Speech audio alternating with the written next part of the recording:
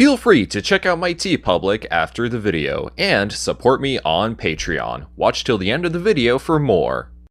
The Skyline GTR was a high-performance version of Nissan's Skyline Coupe that was produced between 1969 and 1973, then brought back in 1989. Its high-performance capabilities allowed it to become extremely popular in Japanese car racing, which allowed it to become the flagship car for Nissan. It was this vehicle's performance that was noted by Australian motoring publication Wheels as they gave it the nickname Godzilla. At first, it may seem a bit strange to name a car after a fictional monster, but there is a lot more to it than just that, and the Nissan GTR is only one of many examples of how much of an impact Godzilla has caused worldwide. In 1954, Toho released Godzilla in cinemas with the atrocities of war fresh in the minds of Japanese audiences. With a franchise that spawned over 30 films and is still going strong after 6 decades, one may ask how this cheesy film franchise of baggy rubber suit wrestling matches can keep relevancy to this day. While it may not be so obvious at first, Godzilla has a very unique way of tapping into different audiences. Famous Japanese media historian William Tsutsui, in his book Japanese Pop Culture and Globalization, breaks down Japanese pop culture into 4 themes. There is the apocalypse, where you can find tales about inevitable destruction and chaos. Monsters, like your standard kaiju and yokai, which I'm sure needs no introduction. The element of cutesiness, or kawaii, as Tsutsui and other ryobus describe it. And finally, the fascination of technology, which includes your mechas, androids, and so on. Godzilla is one of the earliest and finest examples of post-war Japanese media, as it was released in 9 years after the bombings of Hiroshima and Nagasaki, which was a traumatizing event for the nation. Not to mention, director Ishiro Honda was involved in the Japanese war effort, and producer Tomoyuki Tanaka witnessed the effects of Operation Castle Bravo at Bikini Atoll. The bombings of Hiroshima and Nagasaki changed Japanese media in a way that allowed stories to tackle very serious themes such as the loss of a loved one, fellowship, and staying strong enough to overcome adversity in dire times of need. Properties like Akira, Violence Jack, and Fist of the North Star are incredible examples of these apocalyptic themes. In fact, the entirety of Godzilla is essentially about mankind's carelessness bringing its own destruction. Nuclear tests in the Pacific are the reason Godzilla exists. You have a creature who is disfigured in both body and mind rampaging through Tokyo.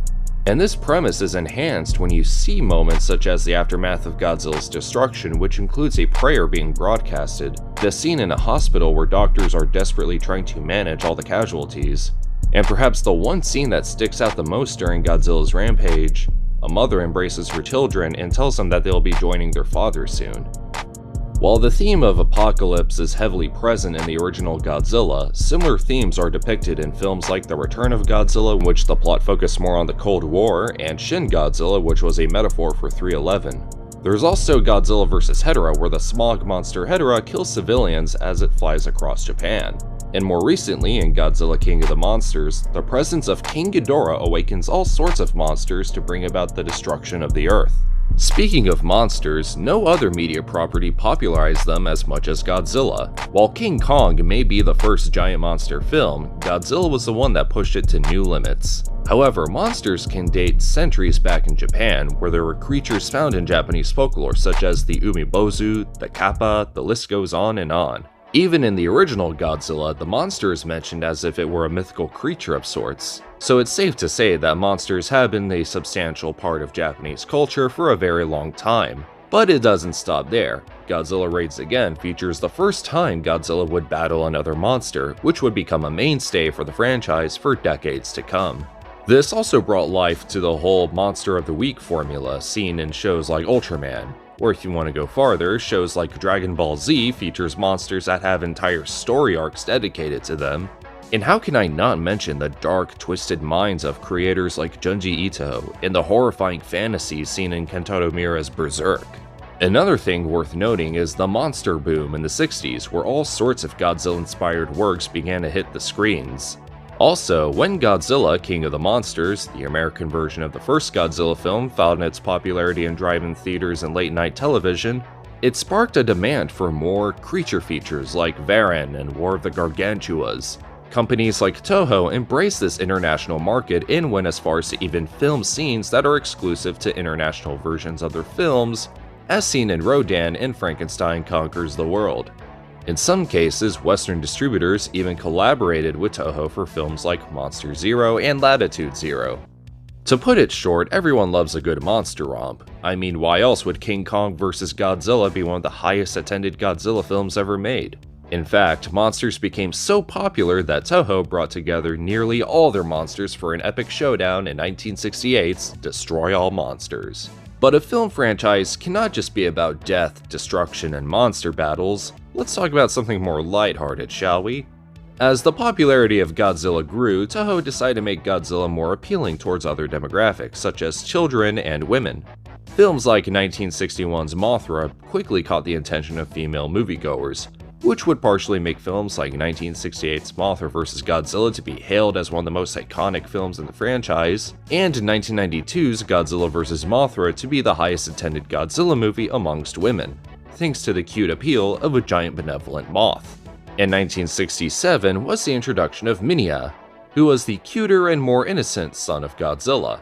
And later in 1993, Baby Godzilla would be introduced in the Versus series, and since then, Godzilla would embrace this kawaii culture to some degree. And finally, robots. The concept of the android can be traced all the way back to Karl Capek's 1921 play, RUR, or Rossum's Universal Robots, which featured human-like entities made of artificial flesh and blood. Eventually, there's a rebellion in which these seemingly peaceful robots cause the extinction of the human race. And perhaps the most famous example of the android would be Fritz Lang's 1927 epic Metropolis, a massive pioneer for science fiction as a whole, which features the character Maria, whose likeness is transferred to a robot duplicate of herself, as it then proceeds to create chaos. Going back to the bombings of Hiroshima and Nagasaki, it was a case where mankind used technological advancements for the means of destruction. An inverse of this logic would give life to properties like Tetsuwan Atom or Astro Boy, Tetsujin 28 Go, and Doraemon, where advanced technology is used for the benefit of mankind and to bring us together. Both of these themes are heavily present in films like The Mysterians and Atragon, and of course, Godzilla became no stranger to fantastic technological marvels as they were being implemented in tokusatsu. 1972 was the introduction of Gigan, an alien cyborg controlled by the aliens of Space Hunter Nebula M. Then in 1973, there was Jet Jaguar, a superhero inspired by Ultraman and Mazinger Z, who befriends Godzilla and helps him battle Megalon and Gigan. Then 1974 featured a big game changer for the franchise, who is none other than Mechagodzilla, created by a race of alien primates who sought to take over the Earth. Then in its follow-up, Terror of Mechagodzilla, the giant mech causes even more havoc and is eventually controlled by a mad scientist's daughter who is transformed into a cyborg after her death. Aside from malevolent purposes and the benefit of mankind, machines were also used to depict a sort of fantasy for the Japanese self-defense force.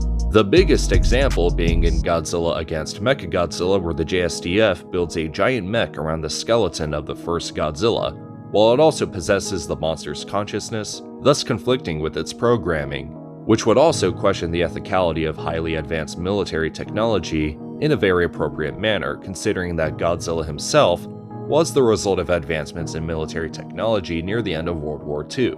So while we have gone over William Satsui's 4 themes of Japanese pop culture, I would like to make the assessment that there should be a 5th and a 6th, one being the idea of a champion.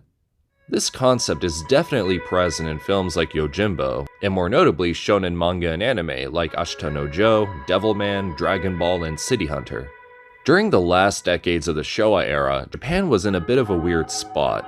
While the mass consumption of goods and products were booming, the economy was in a very desperate place, which meant that both parents in a household needed to work for the bare minimum of financial support, and society was exposed to business corruption and a strange crime wave phenomenon. Suddenly, Godzilla wreaking havoc across Japan wasn't something audiences wanted anymore. They yearned for a savior, someone who represented hope, a power fantasy of sorts. In 1964 came Ghidorah the Three-Headed Monster, where a powerful space dragon threatens the Earth. and Godzilla turns from being a menace to a hero and fights Ghidorah with Rodan and Mothra at his side. And this is what Godzilla would become for the rest of the Showa series of films, a big strong hero that audiences could look up to in their darkest times. Okay, I know that's really exaggerate considering the subject matter, but I'm sure you get what I mean. And the final theme I want to discuss is the embracement of humanity. We're all bound to make mistakes, and sometimes we can be unaware of the ramifications of our actions. And of course, there will be a day where you will die, and there's nothing you can do to change your fate. As terrifying as that sounds, that's just reality. And more importantly, what do you want to be remembered by when you're gone? What is the impression you want to leave on others? This theme of mortality is why films like Seven Samurai, Ikiru, and Grave of the Fireflies are so fondly remembered. It's why properties like Gundam and Death Note are so iconic. Back again to the bombings of Hiroshima and Nagasaki. That left such a huge impression on Japan. It's a scar that influenced so many things for the nation, and we can see this in films like Godzilla. And it's further pursued in other installments like Godzilla vs. Biollante, where a scientist tries to bring his daughter back to life, which results in a giant horrifying monster. And more heavily, Godzilla against Mechagodzilla, where the main character struggles to find her humanity after blaming herself for the death of a former comrade. After all, Godzilla was originally created as the culmination of mankind's atrocities. And it begs the question, do we accept who we are and coexist with our burdens, or do we try to get rid of them and forget about it? And if that doesn't perfectly sum up the conflict of man, then I don't know what does. And it is because of these themes that Godzilla has proven itself to be one of the most popular media properties to ever come from Japan for so many years. Its ability to tap into different demographics and adapt to different audiences has made it very accessible.